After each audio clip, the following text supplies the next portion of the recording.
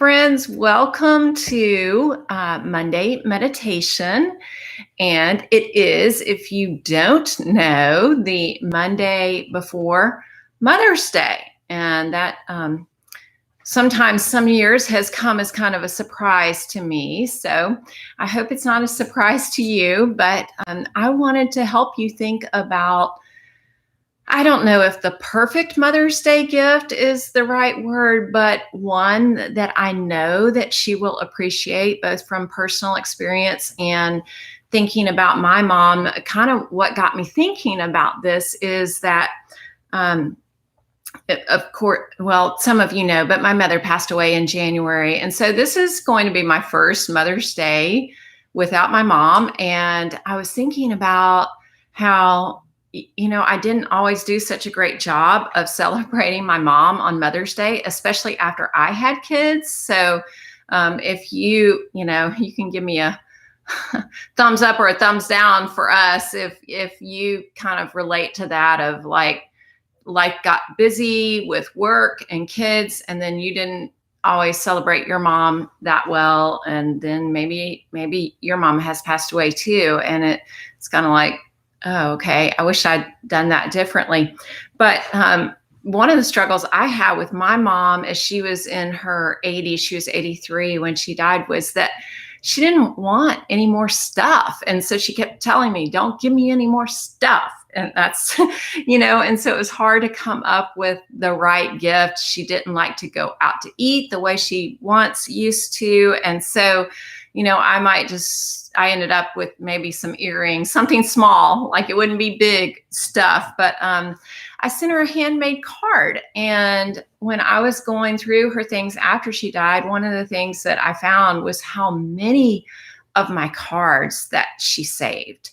And I don't know why that really surprised me, because when my kids send me cards or letters, I usually save them. There's something about a kid, whether a child or an adult kid, taking the time to write something down.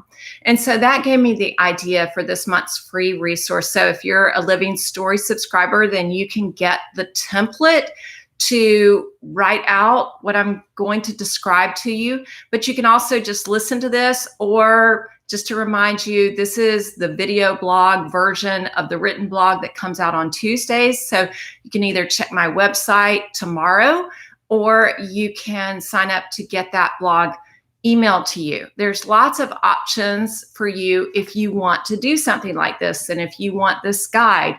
So if anybody's ever written a thank you letter, maybe that's a practice that you do every time you maybe write your mother a Mother's Day card or write her a birthday card. Maybe you're already in that practice. So I'd love to know what that experience has been like for you, if you've done that.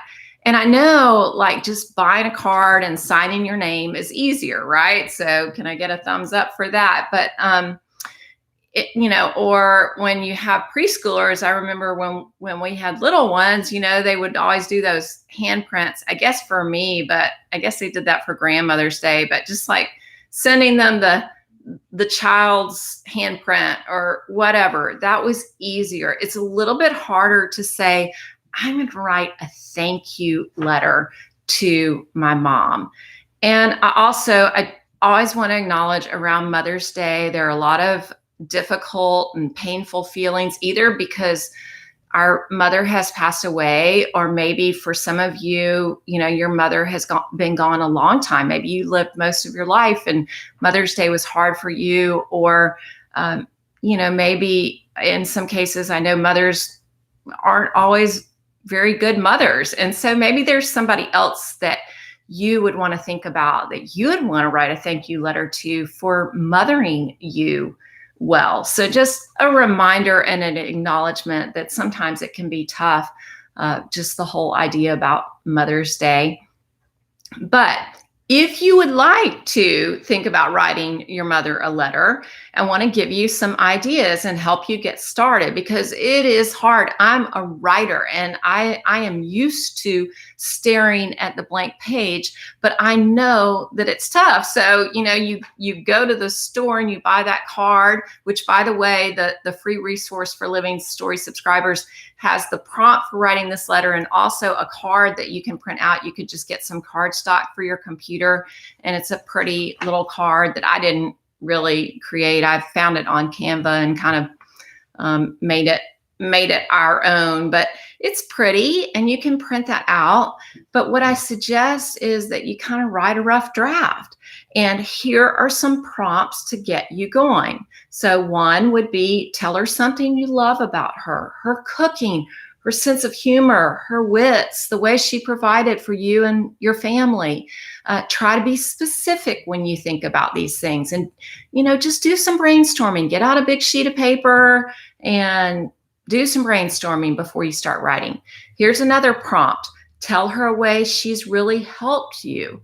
Always being there when you call or text or ask her to pray. Bringing your lunch to school when you forgot it when you were a kid, or whatever those things were that she did for you that, you just couldn't get it together, but she did it. Taking care of your kids so you could get some time away. My mother used to do that. She used to have DD camp, which was just amazing. I can't believe she took all 4 of our kids and kept them for a week. That was, wow. And I did write her thank you letters for doing that, by the way. Tell her about a characteristic or a practice that she has that you'd like to develop. Maybe her kindness, maybe her hospitality, her faithfulness, her boldness, her discipline in reading the Bible, her commitment to exercise. My mom was a big exerciser. Her love of prayer. Tell her about the lasting impact that she's made on the world, on you, on your family, on your friends, her friends, on her work. What about things that she's really good at? Things that she says a lot. Even if you got tired of hearing it, now you're like, oh, she was right. Things that she loves. So those are some prompts. And as I say, if you want a written version of this, then just either check the blog, elizabethturnage.com tomorrow, or sign up and you can get, I don't have it printed out here, but I did a template where you can write in your ideas. So you can sketch out your rough draft and then you can even write your rough draft. And just remember, this doesn't have to be long, but maybe 4 or 5 sentences, but very specific. Or maybe it is going to be long and you want to write it on a separate sheet of paper and put it in the card. That's up to you. Okay, here's some tips for writing your letter. So these are just things that help me. I've already kind of described some of these, but I didn't mention this one, which is probably the most important. Number 1 is pray about it. Ask God to help your memory. Ask him to help your imagination. I always pray before I write, and God is so good to help me. The Holy Spirit is our wisdom and our helper. So ask the Holy Spirit to give you the right words.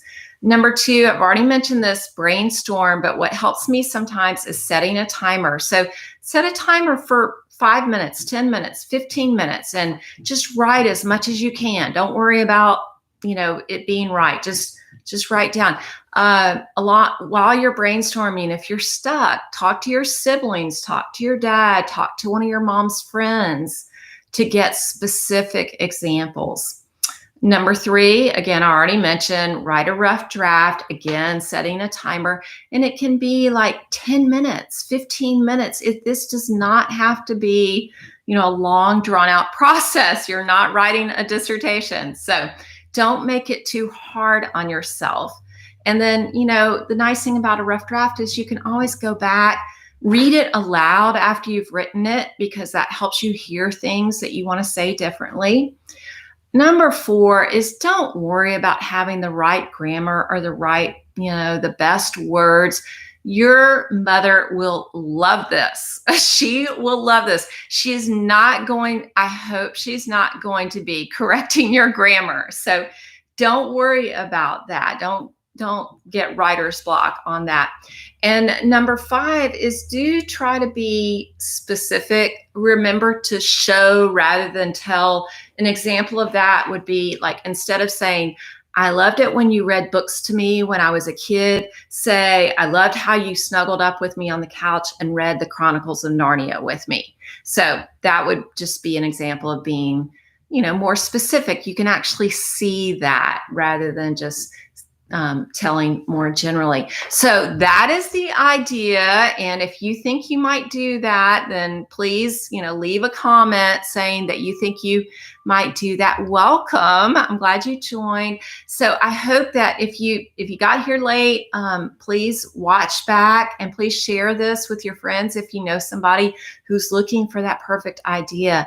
Maybe your mom is like my mom and doesn't want any more stuff, but I promise you that she would cherish a thank you letter from her. So I will be back next week with her. Hey, Nicole, I'll be back next week with another Monday meditation. And I hope you have a great week and a happy Mother's Day.